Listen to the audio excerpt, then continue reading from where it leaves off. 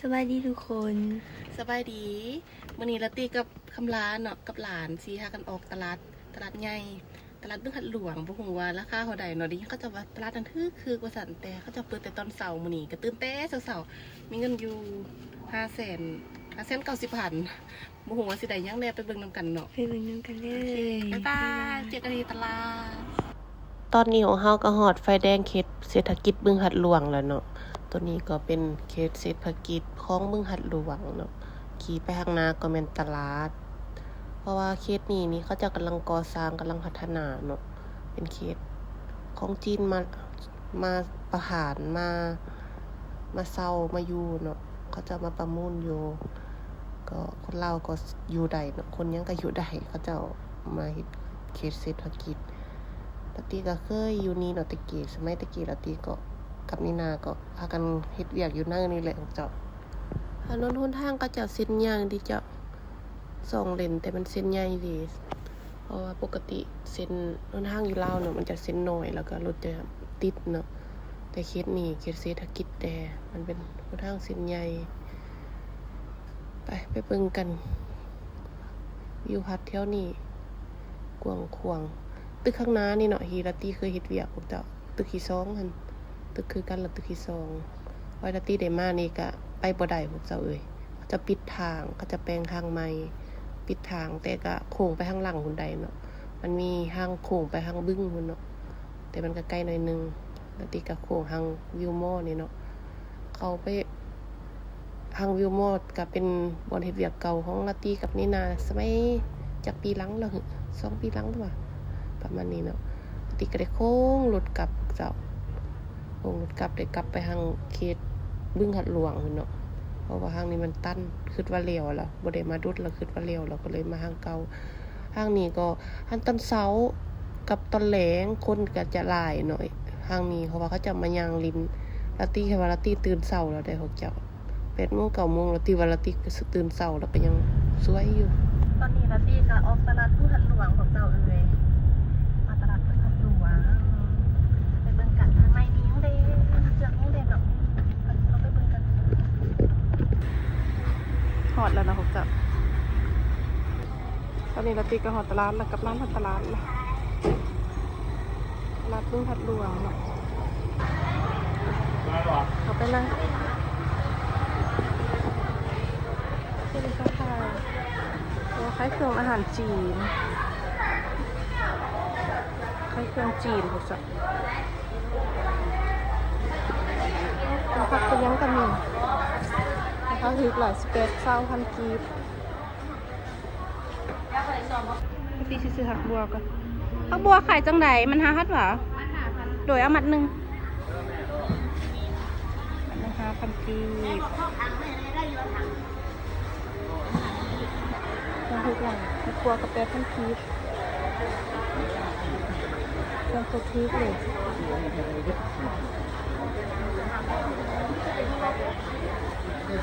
มันเป็นมะเขือคือแข็ง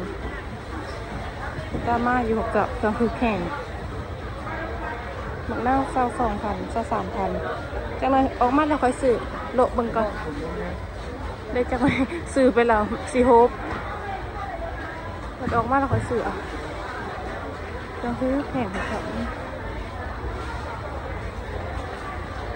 เป็นฟอกเป็นขิงยังคือ12 14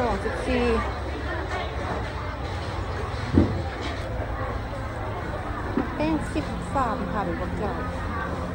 เครื่องโคตรที่เลย10,000 กีบร้านกันเหลือกเอามามักมันเลยผมเดี๋ยวเราตีมักนังตัว1,000 กีบตัวละ20,000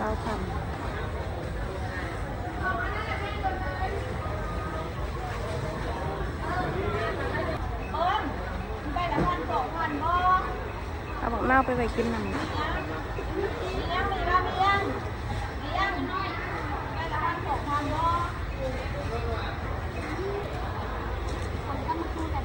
เอาหมกแตงไปตั้มเดี๋ยวเดี๋ยวเอา2 หน่วยนะยังไงโล1,800 กีบนะเดี๋ยวเงินกินเลย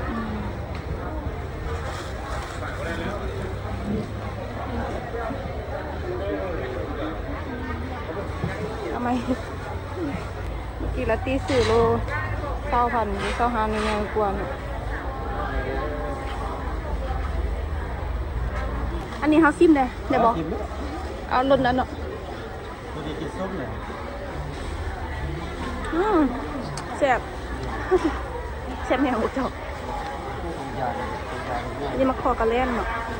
อันนี้ได้กินแต่อยู่บ้านหาก็มาเฮ็ดอยู่เวียง แค่น้ำเที่ยงแล้วหรอ 10,000ได้ให้ได้ว่าเพื่อหาว่าสั่นบ่จ้ะ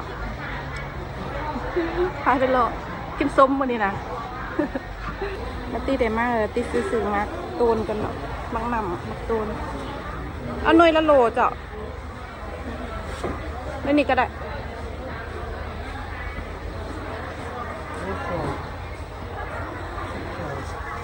เอาไปกิน นี่เช็ดครับ เมื่อกี้12 17เป็นสาวว่าซั่นบ่จ้ะทำมาแล้ว13 17นาตีซื้อมาแดงเนาะแล้วก็ซื้อเผ็ดจะให้หลายเอาเครื่องไปไว้รถก่อนล่ะสิมาโลซื้อมาเครื่องทึกแหงส้มคำลาหรือเป็นผักกระซิบพันกีบเครื่องคือของที่คือ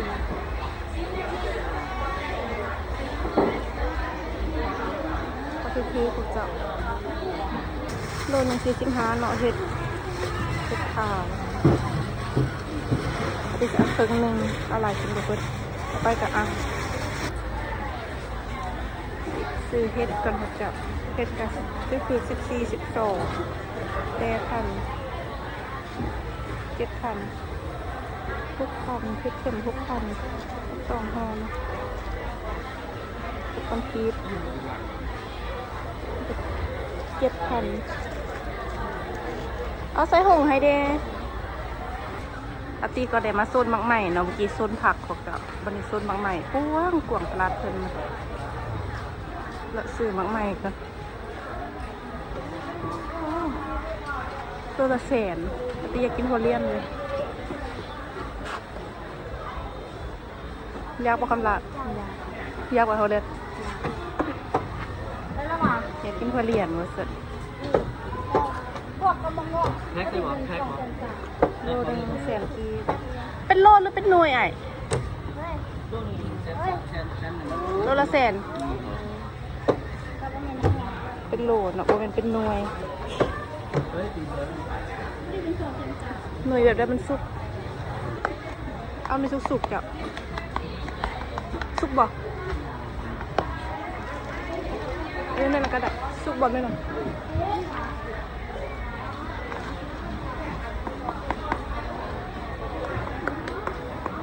โอ้โหเราเลือกให้นะคะเราเลือกให้เอากลนปูเขาจะบอกเลือกเขาเรียน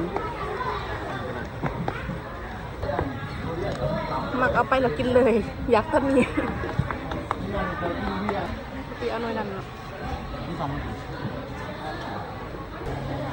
180,000ด้วย180พวกเงี้ยเขาจะเราเลือกให้เนาะเราว่าตัวนี้เขาดีกินอายเพิ่นว่าเขาดีกินยังมีบัวใหญ่อีกอยู่บัวที่2ถูกจ้ะแห้งบัวใหญ่อันนี้สุกเลยแล้วอ่ะเป็นหลายถูกจ้ะบัวใหญ่ที่สุด ท่านจะเปิด ใจเส้นไปได้ให้ได้ว่าเขาก็ว้าวครัวเรียนเดี๋ยวเอาเงินถอดมักใหม่ข่าวเบิดถูกจ้ะมันยัง25,000 กีบจักหน่วยจักโลบริหารกับเจ้าเขาจะบุญอยู่เนาะ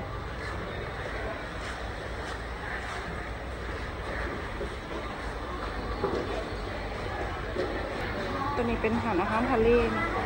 มีกบพวกย่างกุ้งปลาหมึกซีฟู้ดทะเลซีฟู้ดตัวนี้เป็นไก่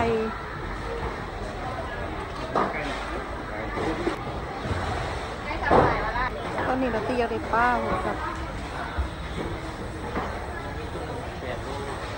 ปลามีหลายเจ้าของมีปลาเห็ดปลามีสัตว์ปลาเห็ดปลาก็หลายแมนเบิดเนาะโซนป่าโซนขายปลา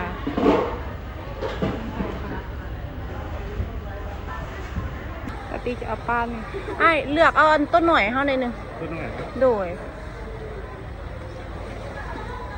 ตีจะเอาตัวนี้นะรถละแสนหรอเอาตัวนี้ เล่นตัวหน่อย ยังไม่อยู่บ่คือตาเป็นแบบไหน เล่น ตาคือเป็นสันโอเค ป้าใหม่เป็นอะไร เอาขั้วอันนั้นขั้วเป็นตอนเป็นตอน ฮะ โซเก็ตก็ได้มีแต่โซเก็ตเอาคีย์ออกเอาคันฟื้นออก ป้าในชอบเล่นบุเป็นก็นี่วะ เอาตัวนี้โซเก็ตบ่ได้เนาะ โอ้โดยโซเก็ตเท่าไหร่จัก รถสาม 2 โล 3โอเคเอาตัวนั้นแหละ ไอ้จริงครับกว้างเอา ปกติเอาตัวนี้2 โล 3 200,000กับ30,000ป้าได้หน่อยป้าได้หน่อยค่ะจ้ะตัวนี้เป็นโซนป้าเบิดเนาะโซนป้าเป็นอันนี้กบ45,000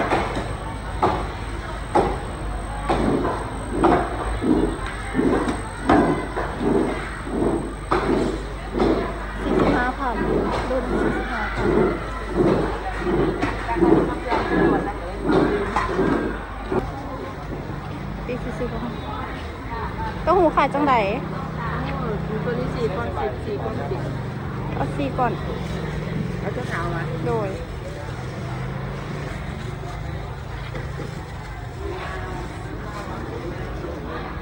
ไก่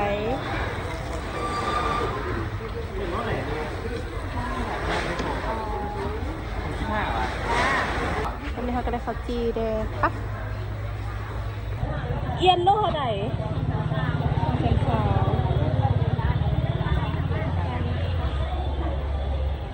ปลาโคมีอึ่งนำโลเท่าไหร่อึ่ง2,700,000ไข่วะ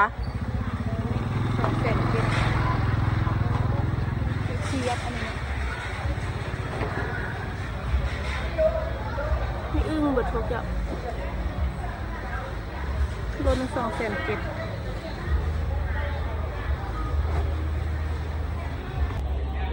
ยังได้หลายหนูจะตลาดเลย วันอะไรหมดแล้วก้อยเหรอ ตัวต่อยเขาได้ ก้อย15 เอาตัวต่อยก็ได้ต่อยมือนี่วะ แม่ แล้วตัวต่อยโลนึง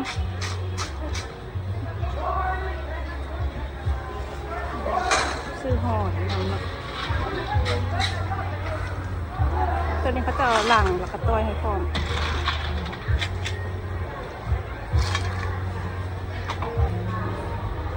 พอดีโลนึง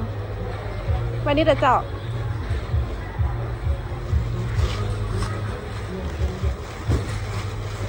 ไก่10,000 กีบอ้นได้ปะทาราเพิ่นกวางแหงบอกตัวเองพี่เสียเอาให้เบิ่งดูรัดกวางกวาง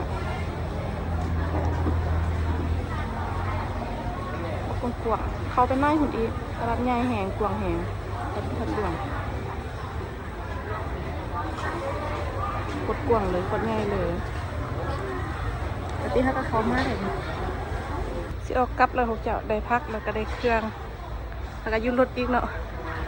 ไปกลับบ้านเราเมื่อยบ่ดังเมื่อยตอนนี้เฮากำลังสิกลับเฮือนแล้วอยู่เขตบึงหัดหลวงบรรยากาศให้เบิ่งตลาดบึงหัดหลวงแล้วตีมาสวยเด่นเนาะคนกับบ่อยากไล่ปันใดตั้งแต่เช้านี่คนบ่ได้ไล่เลยเครื่องที่ใดมาก็มีเท่านี้ค่ะแล้วก็ปลาเต้าหู้โฟเรียนเบิดเงินเบิดแต่โอน500,000 ปลาย500,000 เก่าบ่พอแต่โอนใส่ประมาณบ่ฮอดแสนมื้อนี้เบิดกับประมาณ600,000 ปลายเครื่องอย่างนี้600,000 ปลายบวกกลุ่มหอนอาทิตย์เลยพวกเจ้ากลุ่ม3 มื้อกลุ่มแต่3 มื้อกลับบ้านเราก็ซื้อเครื่องเลี้ยวแล้วพวกเจ้าเอ้ยซื้อเครื่องเลี้ยวมาปะเป็นรถดูดิเขาขึ้นมาอยู่รถหอนแหงหารถยืนเป็น1สิออกกลับบางทีเขาก็ตื่นเช้าเลยเนาะปกติตลาดหัดหลวงก็จะเปิดแต่ตอนเช้าตอนสวยบ่เปิดเป็นบ่กำละ ตัวซอยก็จะบ่เปิดของเขาเลยตื่นเช้าปกติมันเช้าวันอาทิตย์เขาตื่นสวยมื้อนี้ก็เลยมาตลาดใกล้นี่มาตลาดบึ้งหัดหลวงเมื่อยบ่ดัง เมื่อย เมื่อยจังไดก็ขอบใจเด้อที่ชมคลิปลาตีจนจบจังไดก็ขอบใจหลายจังไดก็กล่าวคำว่าสบายดีตอนกลับอันนี้บรรยากาศตอนกลับของเจ้าเอ้ยแดดก็เริ่มร้อนแล้วเนาะอากาศก็เริ่มร้อนแล้วเพราะว่าอยู่เวียงจันทน์ตอนเช้าตอนแรกช่วงนี้อากาศดีอยู่แต่ตอนสวยนี่ร้อนแล้วร้อนเฮือนแล้วของเจ้าเอ้ยร้อนเฮือนล่ะหลานเอาเครื่องลงรถก่อน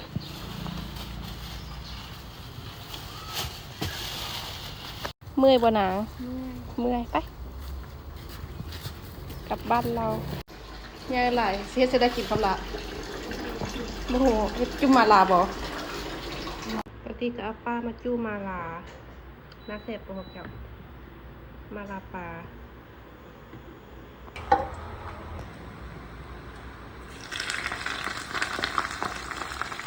เป็นกะทิชิ้นเศษนะครับกับน้ำมันหัวทางนาตอนมีของเราเห็นอาหารแล้วเนาะแสบบ่นางแสบอยู่หวะมาหลังจากกินข้าวแล้วร้านเฮ็ดซุปมากินเจ้าแซ่บว่ากินไปละ2-3 คำนะคือจวบหายคลิปก่อนแซ่บ